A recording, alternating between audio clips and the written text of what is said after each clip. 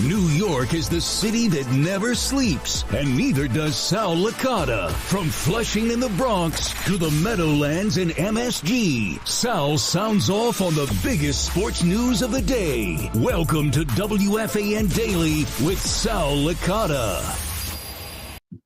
Well, it's not Sal Licata, it's Pete Hoffman again, picking up his slack as he's being lazy today. Now, again, Pete Hoffman with you on you filling in for Sal Licata on today's episode of WFAN Daily. Please like, rate, subscribe, follow, whatever it is that you do to support this podcast. You can always follow me at Hoff WFAN on all social media. So, two huge things about today. Aaron Judge is back, at least for a game. 2 hits in a game. The first time he's had a multi-hit game in almost a month. Well, almost a month. They've been playing about a month, but it's been well over 10 days since he's had a multi-hit game. Last multi-hit game that Aaron Judge had was on April 13th, the first game of a double header. He's making strides. That's what it comes down to. Huge 2-run home run for Aaron Judge in the first inning or whatever it was. But regardless, he's 2 games in a row. He didn't strike out. I mean, he was on a rate where he had 14 strikeouts in 6 games. It's just he is not seeing the ball well, wasn't seeing the ball well. Maybe things are turning the corner for Aaron Judge. The Yankees win 7-3. They have one more game tomorrow. Can they make this a 3 out of 4 series, or is it going to be, a split series with the poor Oakland A's? Which again, the Yankees have not been hitting well up until today, which they hit the ball rather well today. If you look around, everyone was hitting 11 hits, 7 runs. As of the 2 games prior, they had 4 runs in 17 innings. And 4 runs came in the first inning of yesterday's game. So they were off to the Yankees bats have been dormant. And now maybe the weather's getting nicer. Maybe that's going to start to pick up. But it's good to see Aaron Judge do it, because in order for the Yankees to be consistently winning this season, because let's be serious here. The first half of the season, when they went 6-1, the Yankees won, but it was a lot of lucky wins. You take that Astros series, they were not good and still aren't good, the Houston Astros. So you take that for what it is. Every game counts, but you can't sit there and say like, oh, they dominated this great terrible Houston Astros team. And they won. They've now played some tougher teams. They've had some tougher tests, whether it's the Blue Jays at times or whomever. You got to beat the teams on the schedule. The A's are not good. They should be wiping the floor. They should be doing what they did tonight. They should be putting up at least 7 runs. Everyone should be hitting home runs. Rizzo had a home run. Volpe had a triple. Judge, again, like I said, had a home run. Soto had a home run. Everyone should be hitting bombs off of these guys. Boyle, Merrill, Kelly, Jimenez, Muller. This A's team is not good. So take advantage. And if this is going to light the fire under Aaron Judge, so be it. Now, on the other hand, you have the New York Mets and Francisco Lindor, who they salvaged one game in San Francisco. It's a dead zone for them over there in San Francisco. It's terrible. But you got to take this. The same way you look at Aaron Judge and say, huge day. 2 for 5. It's a good multi-hit game for Aaron Judge. Well, Francisco Lindor just went 4 for 5. Lefty. 2 home runs. He's batting over 200 now. So, like we've always said with Francisco Lindor, I know the doubters are there. The people are always going to attack Francisco Lindor because it's an easy target. But he starts off slow. It's just what he does. And he's at a point now, listen, I'm not going to pop the champagne for batting over 200. That doesn't mean anything to me. But he's looking better at the plate. He clearly is going in the right direction.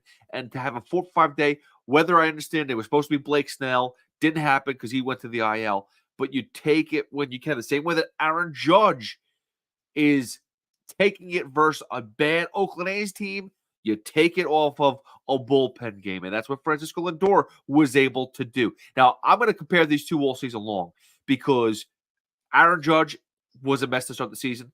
Same with Francisco Lindor. And now they're both making strides in the right direction. And that's what it's fair. It's not putting Mets versus Yankees, but it's putting two great players next to each other and saying, wow, the struggle to start the season was real.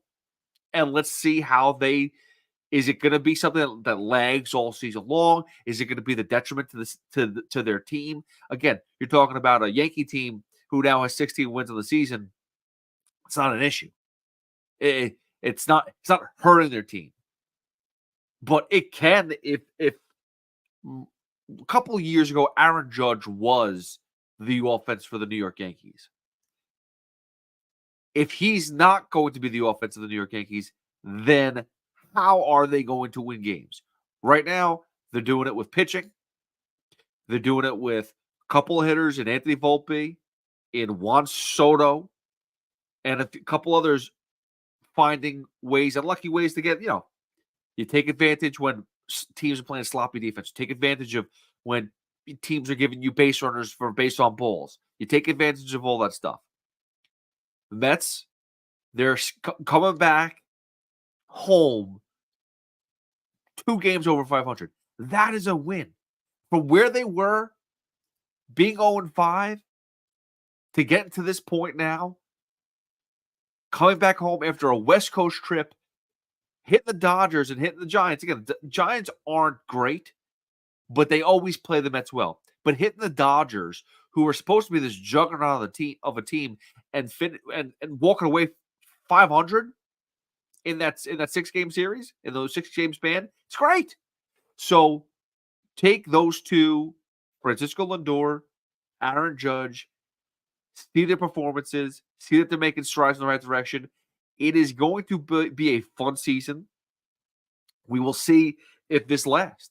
We'll see if, Lindor is over 200 now, batting over 200. Will Judge be able to bat over 200 by the time April is done? It's coming up soon.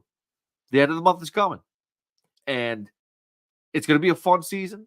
But those two players particularly are going to have to play well in order to keep their teams afloat. Now, as far as the NFL draft comes tomorrow or today, depending on when you're listening to this, the Giants have the first pick in the 6th spot right now. There's a ton of drafts sitting there, mock drafts sitting there telling, well, is it going to be quarterback? It's going to be a wide receiver. Now J.J. McCarthy's sitting there with Rich Eisen basically saying, I feel very comfortable. I've had the most meetings with the Giants. Who knows what is really going to happen? But I will tell you this much. The one thing I do not want to see, I do not want to see the Giants draft a quarterback in the first round. Listen, I'm not telling you that the Giants should not draft a quarterback. They will draft the quarterback. It just shouldn't be in the first round.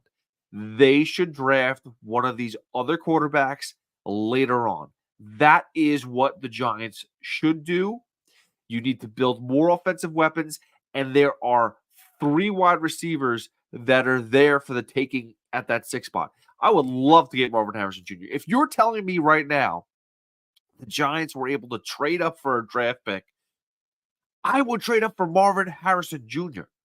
That is the only move I would make to trade up in the draft. Otherwise, take a wide receiver. Let J.J. McCarthy go to another team. Let, Daniels or May, let them go anywhere else. I am just not interested in seeing a guy in J.J. McCarthy, his stock is rising. Why? Because he won a national championship. That's the only reason why. It's because of a throw he made in a pro day. We saw those throws from Zach Wilson. Guess how productive he was? He wasn't very good. J.J. McCarthy is not going to be a franchise quarterback. It's just not going to happen. So let somebody else make that mistake. The Giants, and I trust Joe Shane. I trust Brian Dable in bringing in a quarterback and whoever that is and making it work. But you also need weapons around them. And right now, the Giants consistently, they lost their best weapon in Saquon Barkley. That was their offense for the past few years. When he's been healthy, Saquon Barkley was the best player of the team, the best player in the field, offensively speaking. And he's gone now, and they don't have anyone to replace him. So in order to have something offensively clicking for whomever's going to be quarterback, whether it's Daniel Jones, whether it's a second or third round draft pick that they take as a quarterback, they need to throw the ball at somebody. Marvin Harrison Jr. would be the ideal move. I don't know. He's definitely not going to drop to the Giants at 6, but I would take Neighbors. I would take Odunze. I would take one of those 3 players and at least add to the offensive weapons that they currently don't have right now. As far as the Jets, there is one thing I know. You do not draft a tight end in the first round. That is the only thing I know. There is no reason to do it. This kid, Brock Bowers, could be the next God's gift to tight ends. But I'm telling you right now, you look through every single draft. You look at Travis Kelce, you look at Rob Gronkowski, go through the best tight ends in the league over the past couple decades. No one is going in the first round. Maybe that's changing. Maybe that's going to be a new trend. Maybe the tight end is going to be a hot pick in the near future, but not this year. Not when the Jets have someone like Aaron Rodgers, who they need to stay healthy all season long. And they signed all these free agents who have health issues, have health concerns. If your offensive line is done by week 2, week 3, whatever it is, and you have no one to come in to back these guys up, you're screwed. And I understand that right now. I, too, think that the Jets still need more offensive weapons. Don't get me wrong. I think that they need another wide receiver. Like, no offense to Mike Williams, but he may not be ready for week 1. Breece Hall is great, but it's basically Breece Hall and Garrett Wilson. Those are the 2 right now that they really have. So, yeah, they need more offensive weapons, too.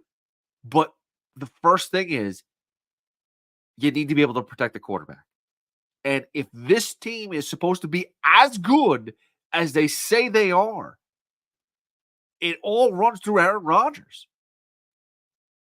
Whether you like it or not, it runs through Aaron Rodgers. And you got to do your best to protect your quote-unquote best player on the team, which is the quarterback in Aaron Rodgers. So today, whenever you listen to this podcast, all I'm telling you right now is the Jets better be smart. Do not take Brock Bowers, no matter how much you're in love with him, no matter how much of a game changer you may think Brock Bowers is. Hey, by the way, you got Ruckert on the team. You have, Conklin still on the team. You can still draft other tight ends. This guy might be a quote-unquote game changer. He might be a special talent. Mark Andrews was not drafted in the first round. Kyle Pitts was. Guess what? He stinks.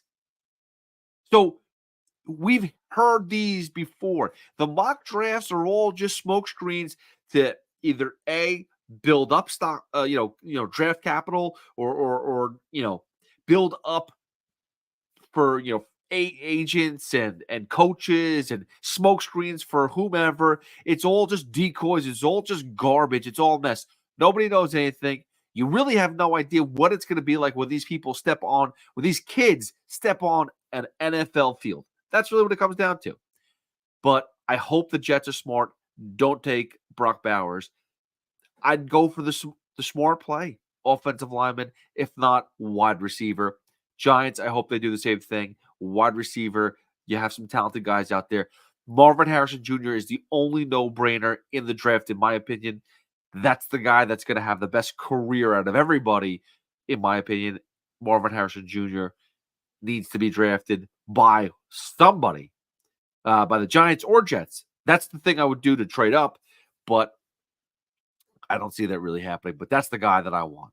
And then as far as, again, Aaron Judge, Francisco Lindor, both really good bounce-back games. We'll see how it goes. If it goes into the weekend strong, if they continue this, Francisco Lindor again needs to keep on hitting. He hit from the left side. That's good. Let's keep on seeing it. And Aaron Judge, can he keep this going? Again, 2 games, no strikeouts, 3 hits in 2 days. First time in over 10 days that he had a multi-game hit. Maybe things are changing.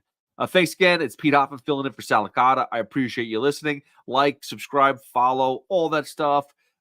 I'll be back tomorrow with Brandon and Sal, 10 a.m. to 2 p.m. You can always follow me on social media at Hoff WFAN. Till then, I will see you guys later and enjoy, and good luck with the draft. Hopefully it all works out for everybody. All right, see you.